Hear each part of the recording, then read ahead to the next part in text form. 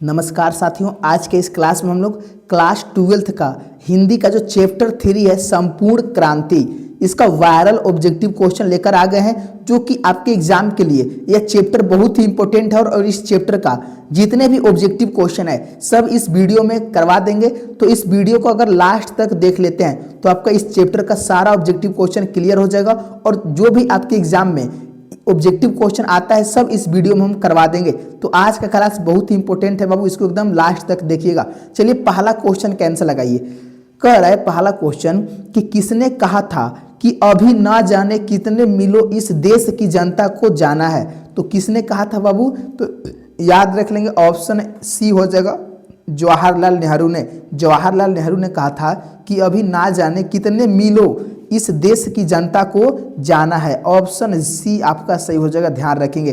और जो जो क्वेश्चन करवा रहे हैं बाबू 100% इससे बाहर आपका ऑब्जेक्टिव नहीं पूछेगा, ध्यान रखेंगे। बस आपको क्लास को लास्ट तक देखना है और वीडियो को लाइक कर देना है। अभी तक देखिए लाइक नहीं किया तो आप लोग लाइक कर लेंगे, कम से कम बाबू लाइक तो कर दीजिए, इतना मेहनत करते हैं आप लोगों के लिए। चलिए दूसरा कैंसर लगाइए कि किस अस्पताल में दिनकर का निधन हुआ था। तो जो दिनकर जी का निधन हुआ था ना बाबू, याद रखेंगे, बहुत ही इंपॉर्टेंट क्वेश्चन है।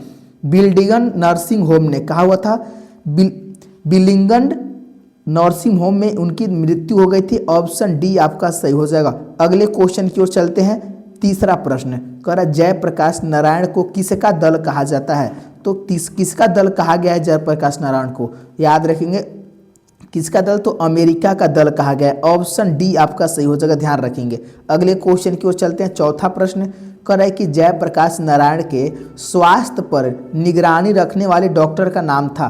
तो जयप्रकाश नारायण के स्वास्थ्य पर जो निगरानी रखने वाले डॉक्टर था ना, उनका जो नाम था डॉक्टर रहमान नाम था। क्या नाम था, डॉक्टर रहमान। ये अभी VVI क्वेश्चन है, इसको याद कर लेंगे। अगले क्वेश्चन की ओर चलते हैं। नेक्स्ट क्वेश्चन पांचवा प्रश्न कह रहा है जयप्रकाश जी को किसका भाषण सुनकर अमेरिका जाने का प्रेरणा मिला था। तो किसका भाषण सुनकर अमेरिका जाने को जयप्रकाश को प्रेरणा मिला था, याद रख लेंगे स्वामी सत्यदेव। स्वामी सत्यदेव का भाषण सुनकर वह अमेरिका का गए थे, याद रख लेंगे। और देखिए बाबू एक बात आप लोग ध्यान रखेंगे, अगर आप लोग चैनल को सब्सक्राइब कर लेते हैं और नहीं किए हैं तो कर लेंगे, क्योंकि इस चैनल पर आपको 12th क्लास का हिंदी का जितने भी वायरल क्वेश्चन है आपको सब करवा दिया जाएगा। जितना हम कराते हैं अगर आप लोग उसको 100% याद कर लिए हैं तो एक भी क्वेश्चन आपके एग्जाम में इससे बाहर नहीं पूछेगा, ये मेरी गारंटी है। और जो क्वेश्चन करवाते हैं वो एकदम इसको प्रैक्टिस करिए। और अभी तक वीडियो को लाइक नहीं किए तो लाइक कर लेंगे, चैनल को जरूर सब्सक्राइब कर लेंगे।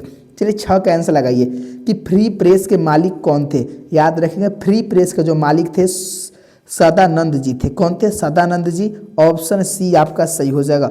अगले क्वेश्चन की ओर चलते हैं। 7वां क्वेश्चन करे ब्रेन ऑफ बॉम्बे किसे कहा जाता है। तो ब्रेन ऑफ बॉम्बे जो कहा जाता है, याद रख लेंगे उमा शंकर दीक्षित को।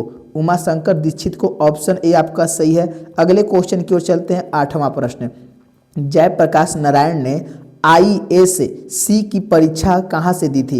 यानी IASC की जो परीक्षा है जो आप लोग दे रहे हैं उन्होंने जयप्रकाश कहाँ से दिया था, याद रख लेंगे बिहार विद्यापीठ से दिया था। बिहार विद्यापीठ। ऑप्शन डी आपका सही हो जाएगा। अगले क्वेश्चन की ओर चलते हैं।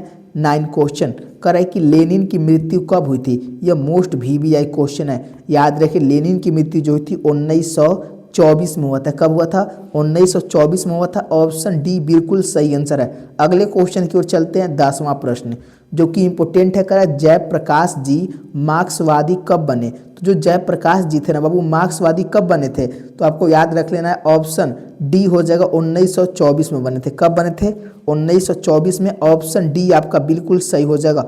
एकदम इसको याद कर लेना है। जितना क्वेश्चन करा रहे हैं सब इंपॉर्टेंट है, जो कि आपके बिहार बोर्ड फाइनल परीक्षा के लिए बहुत ही इंपॉर्टेंट है। और यह चैप्टर भी इंपॉर्टेंट है।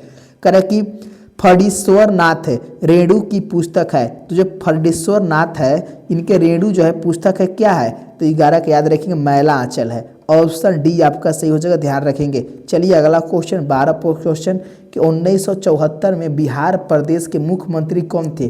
तो 1974 में पूछ रहा है, तो बिहार के मुख्यमंत्री कौन थे उस टाइम।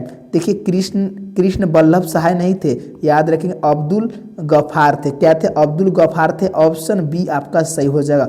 चलिए अगला क्वेश्चन 13 प्रश्न कह रहा है कि किसे लोक नायक के नाम से जाना जाता है।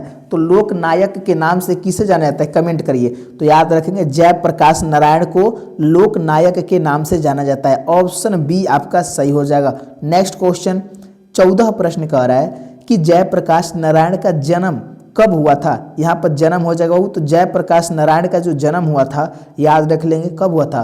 तो 11 अक्टूबर 1902 को जयप्रकाश नारायण जी का जन्म हुआ था। ऑप्शन ए आपका बिल्कुल सही हो जाएगा। अगले क्वेश्चन की ओर चलते हैं। 15 क्वेश्चन कह रहा है जयप्रकाश नारायण की पत्नी जी का क्या नाम था।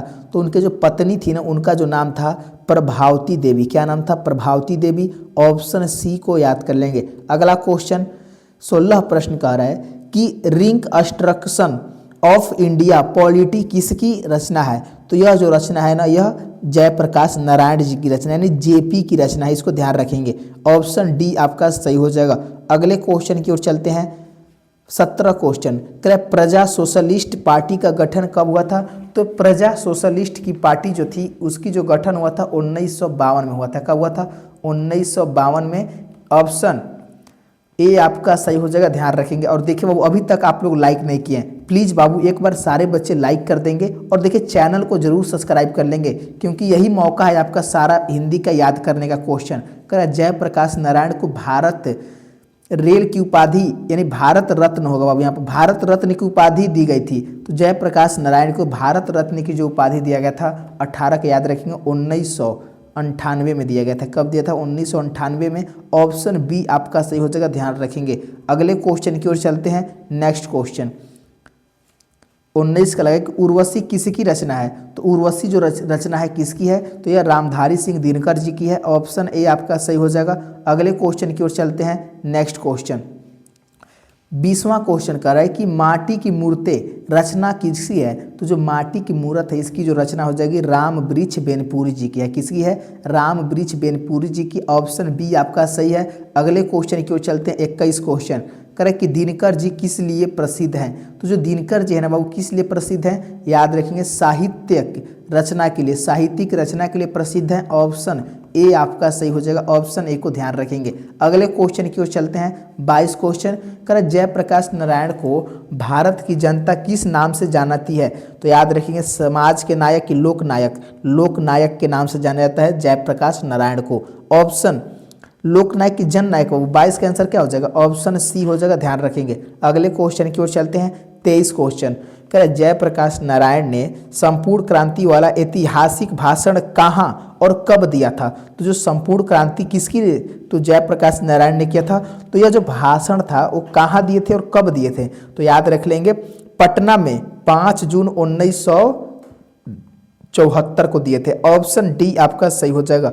अगले क्वेश्चन की ओर चलते हैं। 24 क्वेश्चन करें कि जयप्रकाश नारायण के बचपन का क्या नाम था। यह भी VVI क्वेश्चन है। तो जयप्रकाश नारायण जी के बचपन का जो नाम था क्या नाम था, याद रख लेंगे। ऑप्शन सी हो जाएगा बाउल, बाउल नाम था। ऑप्शन सी आपका सही हो जाएगा। अगले क्वेश्चन की ओर चलते हैं। 25 क्वेश्चन कह रहा है कि जयप्रकाश नारायण ने किस साल छात्र आंदोलन का नेतृत्व किया था। तो किस साल किया था, तो याद रख लेंगे 1974 में छात्र आंदोलन का नेतृत्व किया था। ऑप्शन सी बिल्कुल सही है, ध्यान रखेंगे। अगले क्वेश्चन की ओर चलते हैं। 26 क्वेश्चन कि जयप्रकाश नारायण के पिताजी का नाम क्या था। यह भी VVI क्वेश्चन है, याद रख लेंगे। दीन दयाल नहीं नाम था उनका, जो पिताजी थे उनके जो नाम थे हर्षु दयाल नाम था। क्या नाम था, हर्षु दयाल। ऑप्शन बी आपका सही हो जाएगा, ध्यान रखेंगे।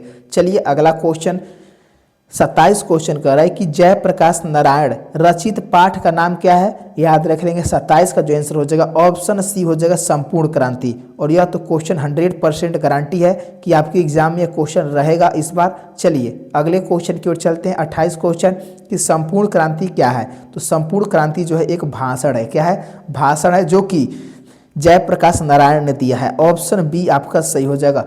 अगले क्वेश्चन की ओर चलते हैं। 29 क्वेश्चन कि संपूर्ण क्रांति किस की देन है। तो जो संपूर्ण क्रांति है किसकी देन थी, तो यह जो देन थी बाबू जयप्रकाश नारायण जी की देन थी। ऑप्शन डी आपका सही हो जाएगा। चलिए फिर से बोल दे रहे हैं बाबू, अगर आप लोग चैनल को सब्सक्राइब नहीं किए हैं अभी कर लेंगे, क्योंकि आपको रोज क्लास मिलेगा हिंदी का। अब जितने भी वायरल क्वेश्चन कराए हैं अगर आप लोग उसको देख लेते हैं तो 100% गारंटी है कि आप लोग का एक भी ऑब्जेक्टिव एग्जाम में नहीं छूटेगा, पूरा नंबर बन जाएगा। और अभी तक लाइक नहीं है तो लाइक कर लेंगे। चलिए 30 का आंसर दीजिए। लास्ट क्वेश्चन है, कह रहा है कि संपूर्ण क्रांति पाठ में दिया गया भाषण किसका है। तो यह जो भाषण है संपूर्ण क्रांति ना, यह जयप्रकाश नारायण का है। तो 30 क्वेश्चन कराए हैं आप लोग, 30 में से आपको कितना याद था आप कमेंट में जरूर लिखेंगे। और आज का क्लास कैसा लगा, अगर अच्छा लगा है बाबू तो आप लोग लाइक करना मत भूलिएगा और एक प्यारा सा छोटा सा दिल बनाकर जरूर भेज दीजिएगा। चलिए मिलते हैं अगले क्लास में। धन्यवाद दोस्तों।